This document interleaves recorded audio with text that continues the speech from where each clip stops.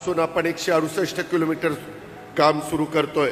त्यापैकी नवीन जी सुरुवात आहे ती 68 किलोमीटरची आहे. 2020 साल उजाडलं, 2538 कोटी सुधारित मान्यता.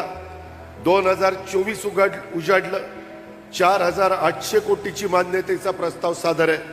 आतापर्यंत 2300 कोटी रुपये महाराष्ट्र सरकारने आणि 2500 कोटी रुपये रेल्वेनी अशा पद्धतीने खर्च केलेले आहेत.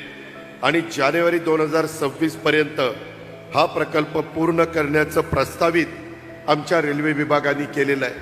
मी त्याकरता देशाचे पंतप्रधान नरेंद्र मोदी साहेबांचं, रेल्वे मंत्री महोदयांचं मनापासून अभिनंदन करतो, मनापासून त्यांना धन्यवाद देतो, आभार मानतो की त्यांनी या सगळ्या गोष्टी मनावर घेतल्यामुळं 95-96 मध्ये सुरू झालेलं काम जवळपास 30-35 वर्षांनी पूर्ण होत आहे.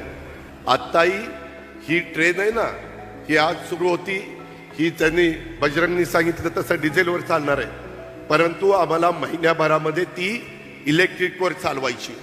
त्याच्यामुळं 2 ते 2.5 तास तुमच्या इथून त्या अहिल्यानगरला जाताना वाचणार आहे.